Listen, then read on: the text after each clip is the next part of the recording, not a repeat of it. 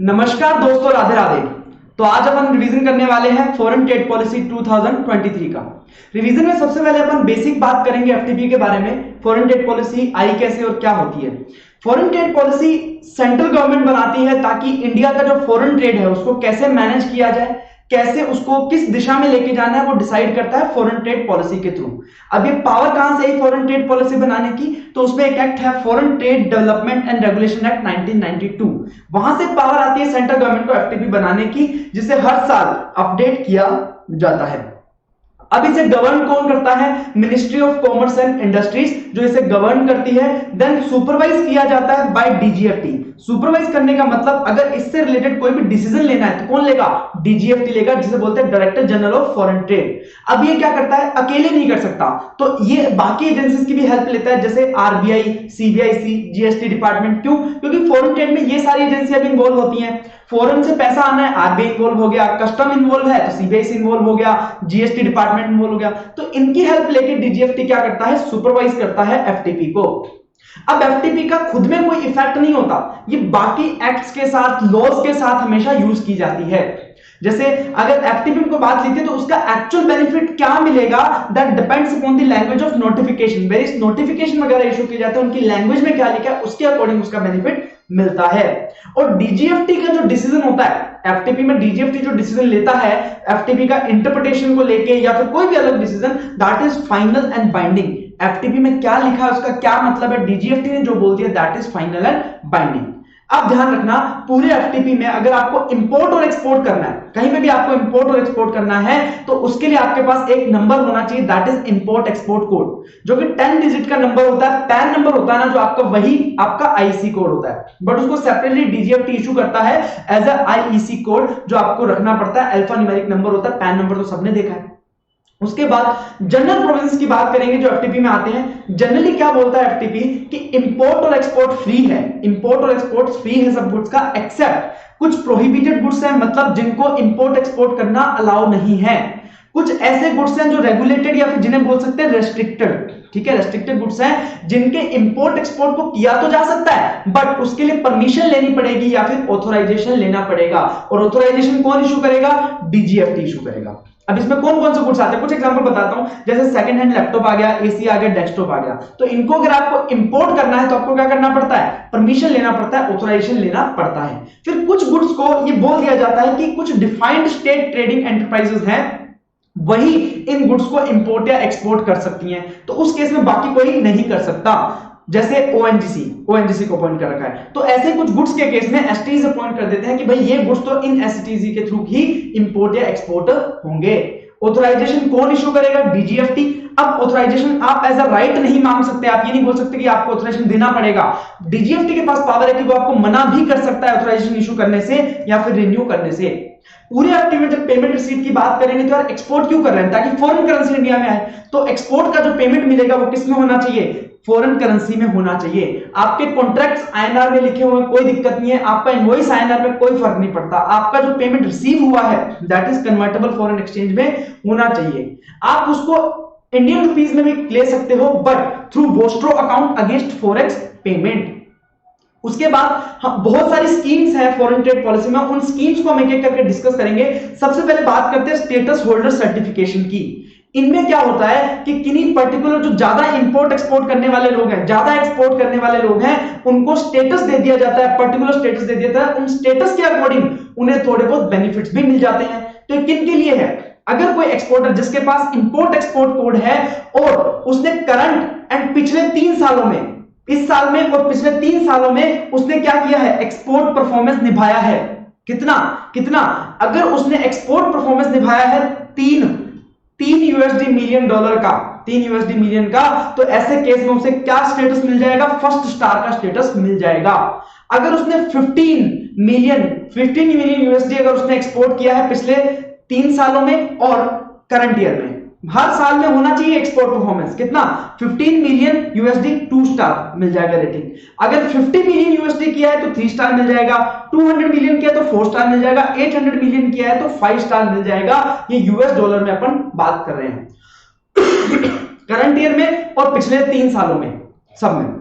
उसके बाद अगर अब ये जो काउंट होगा वो कैसे होगा, तो जो आपने एक्सपोर्ट किया है उसका एफओबी वैल्यू देखा जाएगा, जो आपने एक्सपोर्ट किया उसका एफओबी वैल्यू देखा जाएगा अर्निंग में, और वो तभी काउंट किया जाएगा अगर वो फॉरेन करेंसी में रिसीव हुआ है।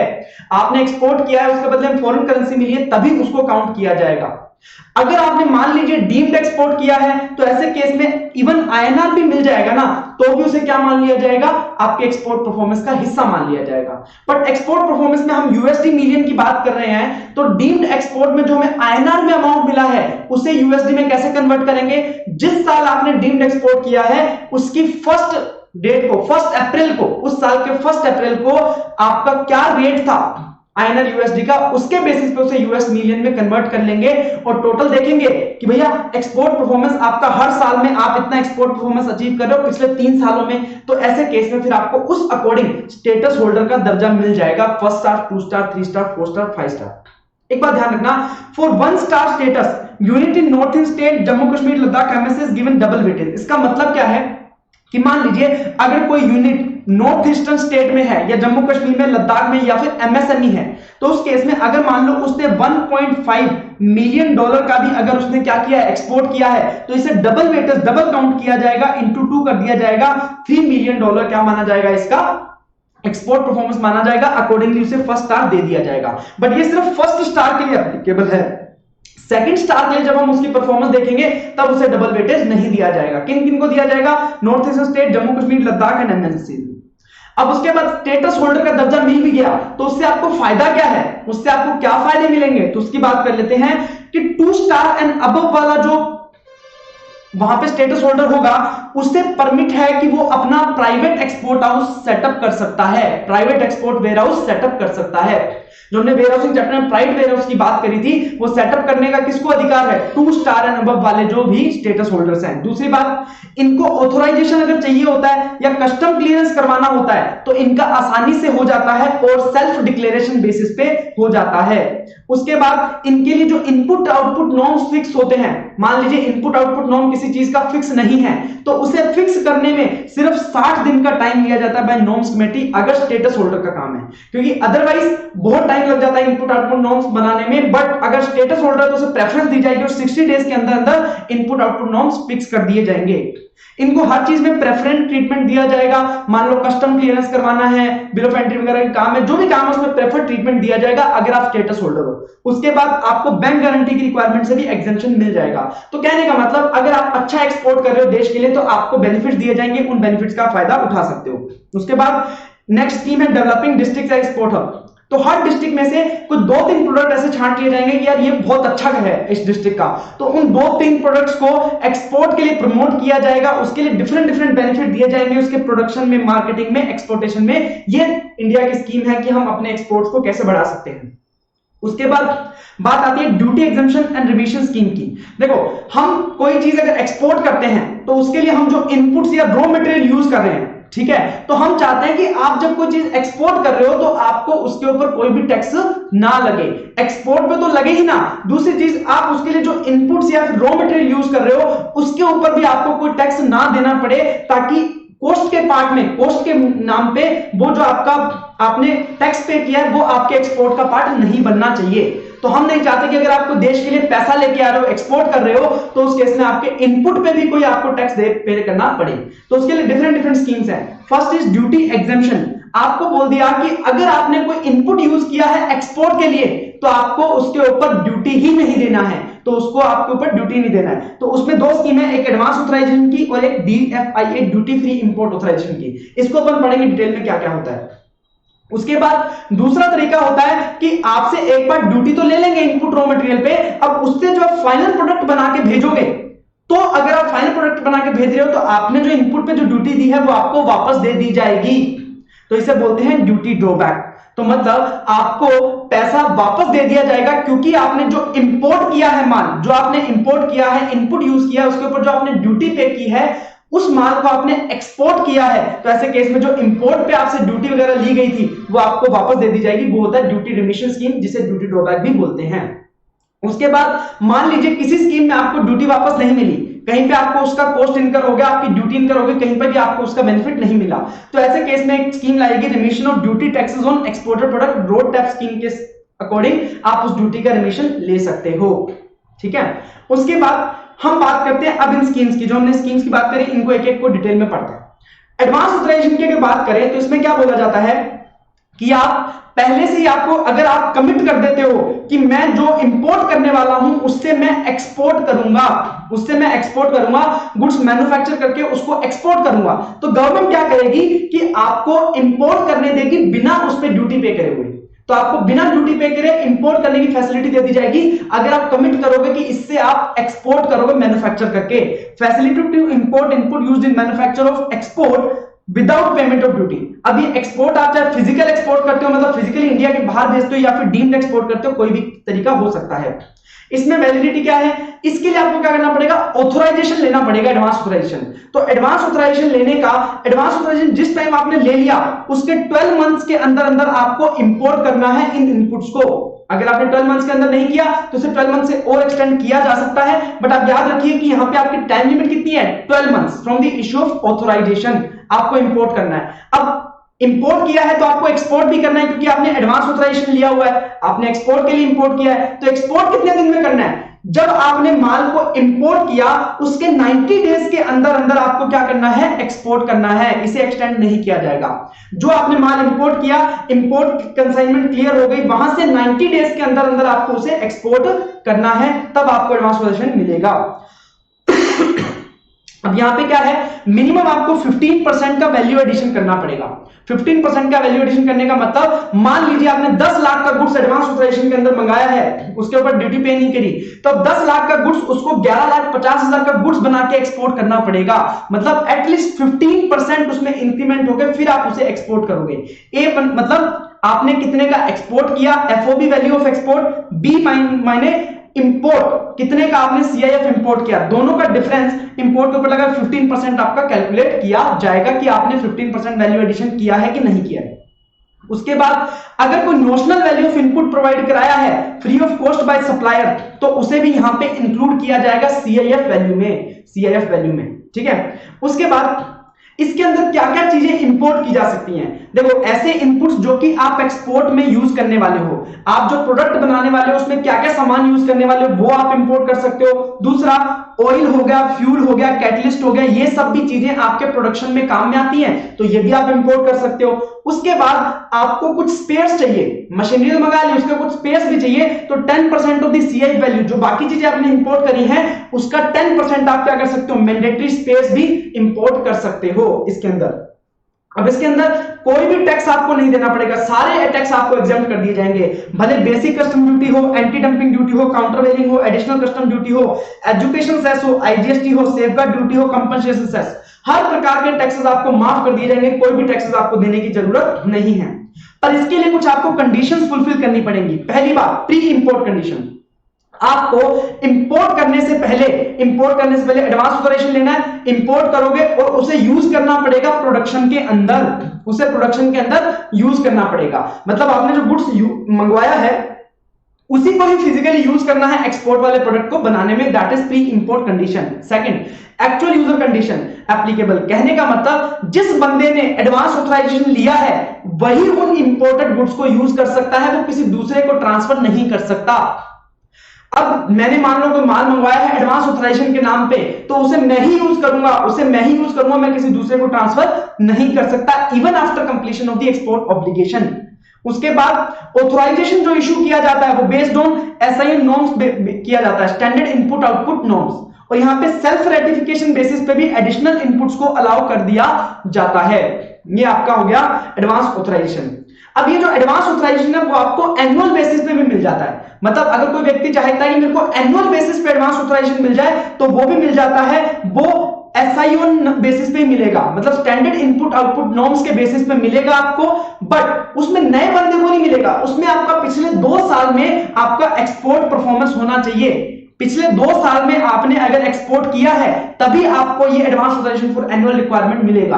और कितना मिलेगा, तो आपने 300% of the export FOB value in preceding financial year, पिछले फाइनेंशियल ईयर में कितना एक्सपोर्ट किया है उसका 3 गुना और 1 करोड़ व्हिचएवर इज हायर, उतने अमाउंट का आपको क्या दे दिया जाएगा, advance authorisation for annual requirement दे दिया जाएगा।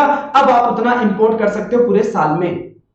ठीक है। उसके बाद duty free import authorisation scheme, ठीक है, ये क्या है, इसमें क्या बोला जाता है, इसमें पोस्ट एक्सपोर्ट बेसिस पे आपको दिया जाता है कि वो बोलता है कि आप पहले एक्सपोर्ट कर दो, आप पहले सामान एक्सपोर्ट कर दो, एक्सपोर्ट करने के बाद हमारे पास आना और बोलना कि यार मैंने इतना एक्सपोर्ट किया है तो उसके बेसिस पे मुझे कुछ इनपुट्स इंपोर्ट करने दो, तो मुझे कुछ इनपुट्स इंपोर्ट करने दो जिनका मैं यूज फर्दर एक्सपोर्ट में करूंगा। तो आपको सबसे पहले क्या दिखाना पड़ेगा कि मैंने ये एक्सपोर्ट किया है, उसके बेसिस पे आपको क्या मिलेगा, ये duty free import authorisation scheme मिलेगा। अब उसके अंदर आप इनपुट मंगवाओगे और उस इनपुट को क्या कर सकते हो, आप एक्सपोर्ट में यूज कर सकते हो। Facility to import inputs used in the manufacture of export products, export products को बनाने में जो इनपुट्स यूज करने हैं वो इंपोर्ट करने की फैसिलिटी है विदाउट पेमेंट ऑफ ड्यूटी। पर ये वाला जो है वो अवेलेबल नहीं है, जेम्स एंड ज्वेलरी सेक्टर के लिए अवेलेबल नहीं है। दूसरा, इसमें इंपोर्ट होगा वो पोस्ट एक्सपोर्ट बेसिस पे होगा, मतलब आपको पहले एक्सपोर्ट दिखाना पड़ेगा कि मैंने इतना एक्सपोर्ट किया हुआ है, फिर आपको ये इंपोर्ट करने की इजाजत देगा free of payment of duty. Tyre इसमें अलाउड नहीं है इंपोर्ट अंडर डीएफआईए में, आप टायर इंपोर्ट नहीं कर सकते। दूसरा, इसमें सारी ड्यूटीज माफ नहीं है, जो ऊपर एडवांस ऑथराइजेशन था उसमें सारी ड्यूटीज माफ थी, यहां पे सिर्फ बेसिक कस्टम ड्यूटीज आपको एग्जम्प्ट की गई हैं। एडवांस ऑथराइजेशन में आपको 15% का वैल्यू एडिशन करना पड़ता है मिनिमम, और यहां पे आपको 20% का मिनिमम वैल्यू एडिशन करना पड़ेगा in case of DFIA. Advance authorization में आपके एक्चुअल यूजर कंडीशन थी, जिसने ऑथराइजेशन लिया है वही क्या कर सकता है, इंपोर्ट कर सकता है और उसे यूज कर सकता है, बट यहां पे एक्चुअल यूजर कंडीशन नहीं है, यहां पे आप अपना duty free import authorisation transfer भी कर सकते हो किसी दूसरे व्यक्ति को।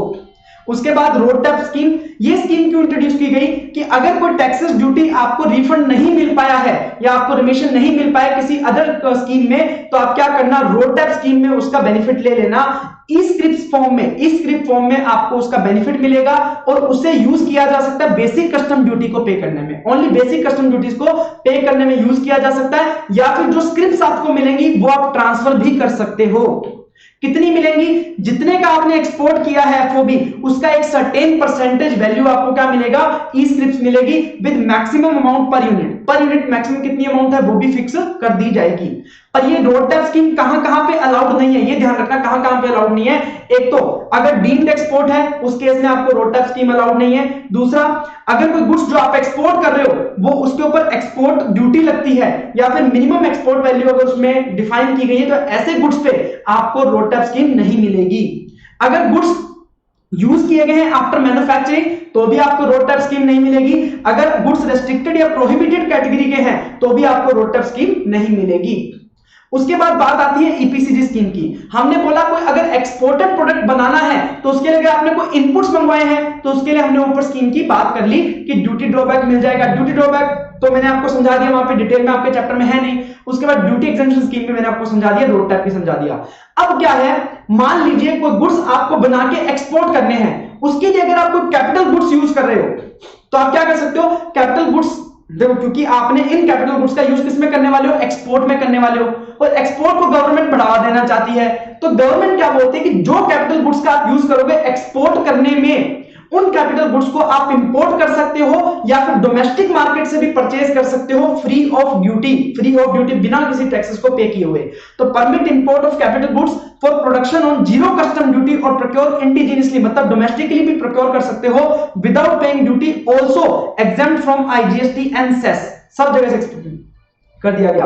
तो अगर आप फिजिकल एक्सपोर्ट करते हो, फिजिकली बाहर भेजते हो, तो ऐसे केस में आप डोमेस्टिकली भी प्रोक्योर कर सकते हो, आईजीएसटी एंड सेस से भी आपको राहत मिल जाएगी कैपिटल गुड्स के ऊपर जो कि आप यूज कर रहे हो एक्सपोर्ट के लिए। कौन कौन से गुड्स अलाउड हैं, कोई भी कैपिटल गुड्स अगर सेमी नॉकडाउन कंडीशन या कंप्लीटली नॉकडाउन कंडीशन, मतलब टुकड़ों टुकड़ों में भी है तो भी वो आपको अलाउड है। उसके बाद spares, moulds, dies, disc, fixture, ये भी आपको अलाउड है। उसके बाद कंप्यूटर सिस्टम हो गया, सॉफ्टवेयर हो गया, ये सब भी आपको अलाउड है कैपिटल गुड्स के अंदर, आप इनका इंपोर्ट कर सकते हो। ये स्कीम किस किस को अवेलेबल है, मैन्युफैक्चरर को भी अवेलेबल है, कोई मर्चेंट एक्सपोर्टर है उसको भी अवेलेबल है, एंड इवन सर्विस प्रोवाइडर को भी अवेलेबल है कि अगर जो मैन्युफैक्चरिंग करता है वो भी अलाउड है, कोई सर्विस प्रोवाइडर सर्विस प्रोवाइड करता है उसके लिए कैपिटल गुड्स चाहिए तो वो भी उसे अलाउड है। ठीक है, उसके बाद अब इसका वैलिडिटी कितना होता है, इसका वैलिडिटी होता है 24 मंथ्स का, मतलब जब आपने ऑथराइजेशन लिया है। अब ईपीसीजी के लिए भी ऑथराइजेशन लेना पड़ता है। अब ईपीसीजी का आपने जैसे ऑथराइजेशन लिया उसके 24 मंथ्स के अंदर अंदर आपको क्या करना होता है, इंपोर्ट करना होता है, इंपोर्ट करना होता है। और इंपोर्ट किया है तो आपने कुछ बेनिफिट लिया है गवर्नमेंट से, बिना ड्यूटी आपने कैपिटल गुड्स लाए हो तो कुछ एक्सपोर्ट भी तो दिखाना पड़ेगा। बेनिफिट क्यों मिला था? क्योंकि आप एक्सपोर्ट कर रहे थे। तो एक्सपोर्ट कितना करना पड़ेगा? तो आपको एक्सपोर्ट करना पड़ेगा equivalent to 6 times of duty tax saved in this 6 years.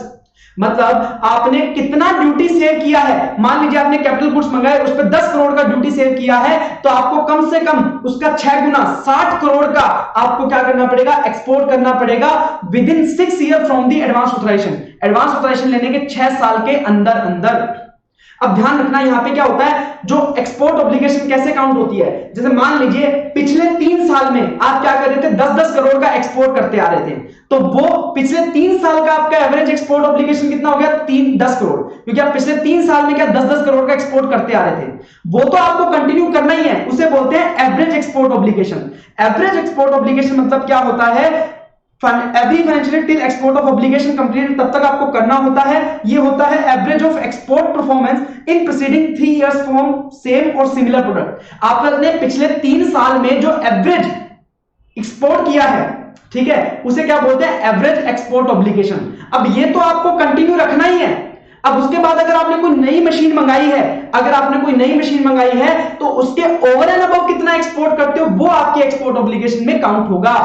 क्योंकि देखो, जो मशीन मंगवाई उसके स्पेसिफिक टू आपने कितना एक्सपोर्ट किया कैसे पता लगेगा? कि आप पिछला जितना एक्सपोर्ट करते आ रहे थे वो तो करना ही करना है। अब उसके ऊपर आपने कितना एक्सपोर्ट किया वो हम ये मान सकते हैं कि जो आपने नई मशीन मंगाई है उससे किया है, ठीक है। तो उसे बोलते हैं स्पेसिफिक एक्सपोर्ट ऑब्लिगेशन। और वो क्या होती है? एवरेज एक्सपोर्ट ऑब्लिगेशन के ऊपर वाला जितना एक्सपोर्ट करते हैं उसे बोलते हैं स्पेसिफिक एक्सपोर्ट ऑब्लिगेशन। और वो कितना करना है आपको?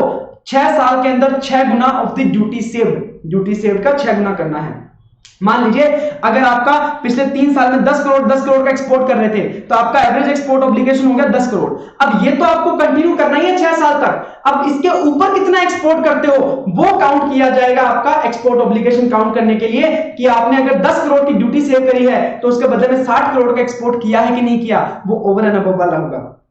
उसके बाद अगर आपने 3 साल के अंदर, जो 6 इयर्स की बात करी थी, अगर 3 साल के अंदर आपने 4.5 टाइम्स पे अगर आपने एक्सपोर्ट कर दिया, मतलब 6 टाइम आपका एक्सपोर्ट का था, उसका 75% पे अगर आपने एक्सपोर्ट ऑब्लिगेशन कंप्लीट कर दिया 4.5 टाइम, तो वो भी आपका क्या मान लिया जाएगा? एक्सपोर्ट ऑब्लिगेशन वेव ऑफ कर दिया जाएगा। मान लिया जाएगा कि आपने पूरा का पूरा एक्सपोर्ट ऑब्लिगेशन कंप्लीट कर दिया, क्योंकि आपने आधे टाइम में 75% ऑफ एक्सपोर्ट ऑब्लिगेशन कंप्लीट कर दिया।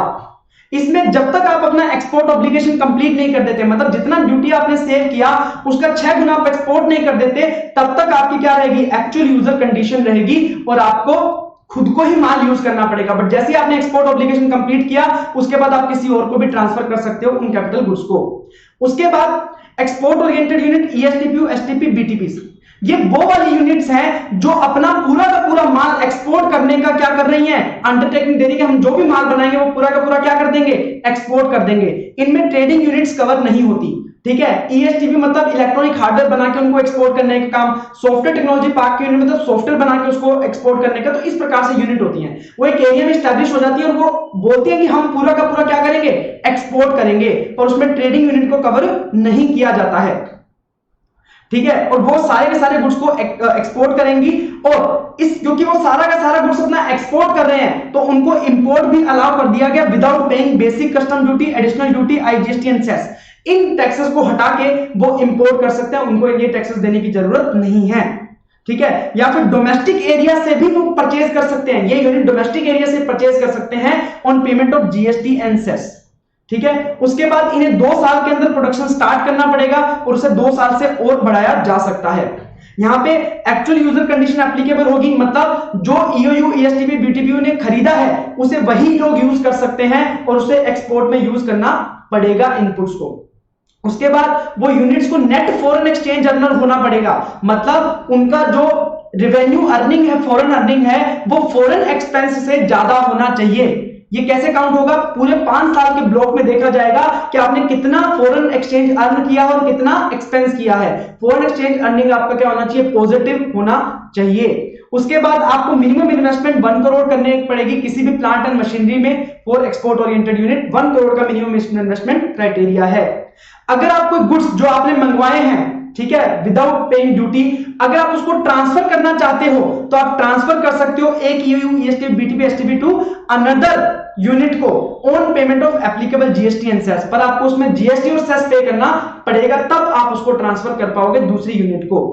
अब अगर आप किसी गुड्स को यूज नहीं कर पाते हो, आपने एक्सपोर्ट कर दिया बट अब आप किसी इनपुट को यूज नहीं कर पाए, तो आप क्या करो, या तो उसको ट्रांसफर कर दो किसी अनदर यूनिट को, मैंने बताया कि आप जीएसटी एंड सेस पे करके अनदर यूनिट को ट्रांसफर कर सकते हो, या फिर आप उसको एक्सपोर्ट कर दो, जहां से इंपोर्ट किया था वापस उसको एक्सपोर्ट कर दो, या फिर कस्टम की परमिशन लेके उसे डिस्ट्रॉय कर दो, उसे अंदर ही डिस्ट्रॉय कर दो, उसको कोई ड्यूटी वगैरह पे करने की जरूरत नहीं पड़ेगी।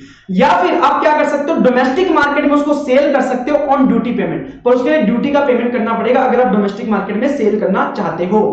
अगर कोई यूनिट चाहती है कि स्कीम से एग्जिट होना, तो एग्जिट भी हो सकते हैं, पर उसके लिए एप्लीकेबल टैक्सेस पे करने पड़ेंगे, पेनल्टी पे करनी पड़ेगी अगर ऑब्लिगेशन आपने मेट नहीं किया। डीम्ड एक्सपोर्ट का मतलब क्या है, goods manufactured in India but India को छोड़ा नहीं है उन गुड्स ने। तो देखो, अगर कोई इंडिया में कोई कंपनी है, ठीक है, वो एक्सपोर्ट कर रही है, उसके लिए वो इंपोर्ट करती है, अब इंपोर्ट करेगी तो उसे फॉरेन करेंसी में पैसा देना पड़ेगा आउट ऑफ इंडिया। अब हम चाहते हैं कि वो अगर इंडिया से ही खरीद लेंगे तो हमारा बाहर जाने वाला पैसा बच जाएगा, फॉरेन में जाने वाला पैसा बच जाएगा।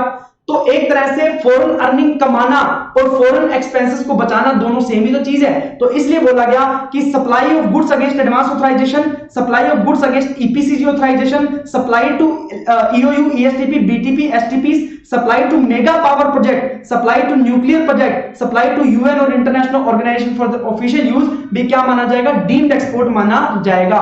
और डीम्ड एक्सपोर्ट के केस में जरूरी नहीं है फॉरेन करेंसी में पैसा रिसीव हो, आईएनआर में भी रिसीव हो सकता है, ठीक है। और कुछ बातें कि अगर कोई सैंपल है तो सैंपल्स अलाउड है, इंपोर्ट ऑफ सैंपल्स अलाउड है duty free up to 3 lakh rupees, 3 lakh rupees तक। और अगर उसमें वेजिटेबल सीड्स, बीज या न्यू ड्रग्स हैं तो उसके केस में आपको ऑथराइजेशन लेना पड़ेगा। अब अगर टी का सैंपल आपने मंगवाया तो 2000 रुपीज सीआईएफ पर कंसाइनमेंट आपको अलाउड है विदाउट ऑथराइजेशन। अगर इससे ऊपर मंगवाना है तो आपको ऑथराइजेशन लेना पड़ेगा। सैंपल्स का अगर आप एक्सपोर्ट कर रहे हो तो फ्रीली अलाउड है, कोई दिक्कत वाली बात नहीं है।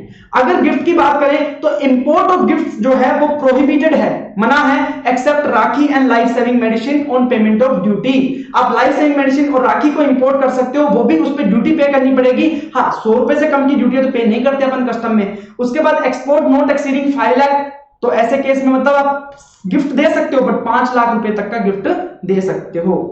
अगर कोई एसईजेड वेस्ट वगैरह स्क्रैप वगैरह जनरेट कर रहा है तो वो नॉर्मल मार्केट में बेच सकता है without authorisation on duty payment. फिर मर्चेंट एक्सपोर्टर की बात आती है। हमने बात किया था कि अगर कोई मैन्युफैक्चरर मर्चेंट एक्सपोर्टर को बेचता है और मर्चेंट एक्सपोर्टर सेल करता है तो ऐसे केस में अगर उसे भी एक्सपोर्ट मानना है तो उसे क्या करना पड़ेगा, शिपिंग बिल और बिल ऑफ एक्सपोर्ट में मर्चेंट एक्सपोर्टर का नाम भी होना चाहिए, ओरिजिनल मैन्युफैक्चरर या सप्लायर जिससे मर्चेंट एक्सपोर्टर ने सामान लिया है उसका नाम भी होना चाहिए। अब ईबीआरसी, एक्सपोर्ट ऑर्डर, इनवॉइस, इन सब में सिर्फ मर्चेंट एक्सपोर्टर का नाम होगा तो भी चलेगा, लेकिन शिपिंग बिल और बिल ऑफ एक्सपोर्ट में दोनों का नाम होना चाहिए, मर्चेंट एक्सपोर्टर का भी और सप्लायर का, जो ओरिजिनल सप्लायर है उसका भी। अब ध्यान रखना, अगर आप सप्लाई करते हो एसईजेड यूनिट को तो वो तभी एक्सपोर्ट माना जाएगा अगर एसईजेड यूनिट से जो पैसा मिला है वो फॉरेन करेंसी में मिला है, फॉरेन करेंसी अकाउंट से मिला है एसईजेड यूनिट के। बट एसईजेड डेवलपर या को डेवलपर को अगर आप वो सप्लाई करते हो उससे जो पेमेंट मिल रहा है वो अगर आईएनआर में भी मिला तो भी उसे क्या माना जाएगा, एक्सपोर्ट माना जाएगा। ठीक है, ये बातें ध्यान में रखनी है। इस प्रकार से अपना एफटीपी होता है कंप्लीट। एफटीपी बहुत बड़ा है बट अब देखो इसका जो पोर्शन है वो और कम कर दिया गया कस्टम एंड एफटीपी का, तो ज्यादा पढ़ना वो बहुत ज्यादा हो जाएगा। उससे अच्छा आप क्या करोगे, जीएसटी या फिर कस्टम पे फोकस कर सकते हो जहां पे आप पढ़ सकते हो, क्योंकि एफटीपी में बहुत सारी फैक्चुअल इंफॉर्मेशन है जो इतना पढ़ना पॉसिबल नहीं है स्टूडेंट के लिए। तो आप अगर इतना भी कर लोगे तो आपके लिए सफिशिएंट है। थैंक यू सो मच, आज के लिए इतना ही। Thank you so much.